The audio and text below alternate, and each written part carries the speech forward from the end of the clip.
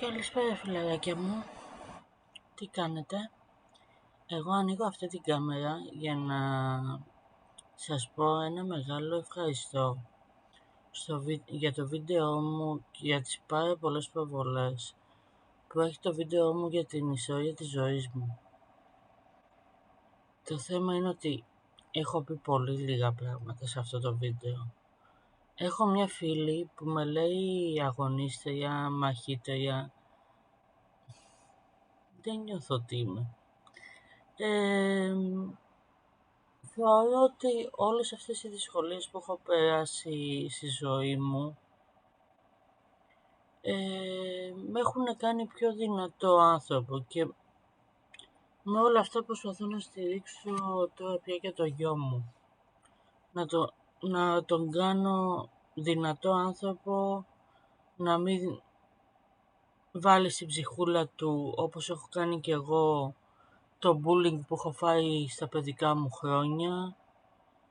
Γιατί καλώς κακώς αυτά που έχω ζήσει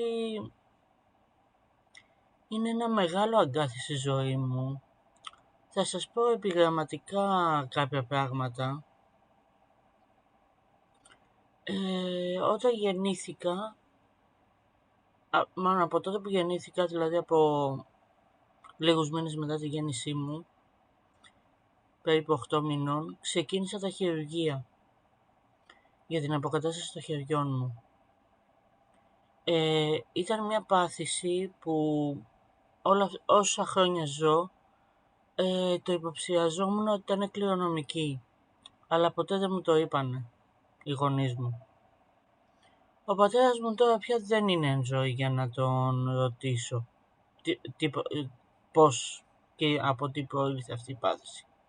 Αλλά έχω μάθει από συγγενή του ότι ήταν κληρονομική, όπως και μου το επιβεβαίωσαν γιατροί στην εγκυμοσύνη μου, στον 5ο μήνα της εγκυμοσύνης.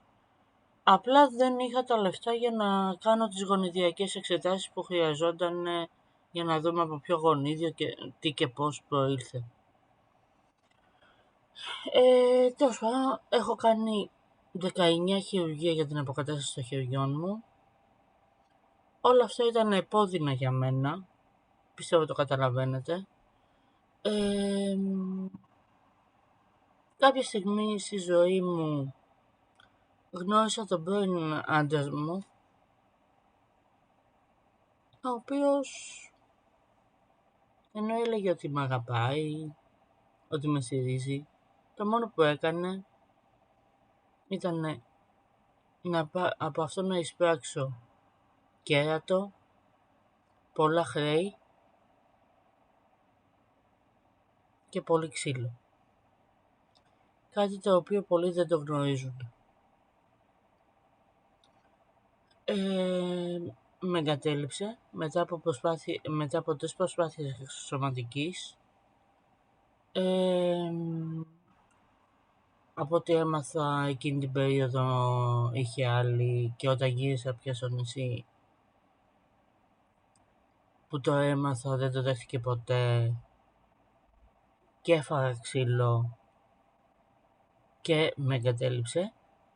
Δεν ενδιαφέρθηκε, υποτίθεται πάλευε και το γάμο μας, έτσι έλεγε.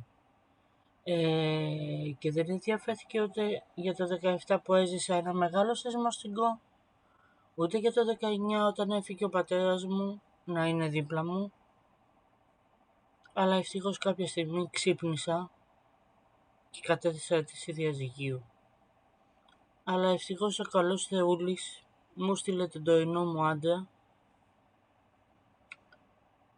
που είναι ένα μεγάλο στήριγμα στη ζωή μου και τον ευχαριστώ πάρα πολύ για όλο αυτό. Και μου χάρισε το ωραιότερο δώρο της ζωής μου, το γιο μου, το γιο μας μάλλον, το χαμάρι μου.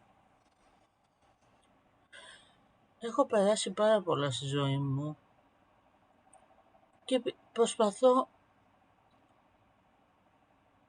να γίνω όσο μπορώ δυνατός άνθρωπος.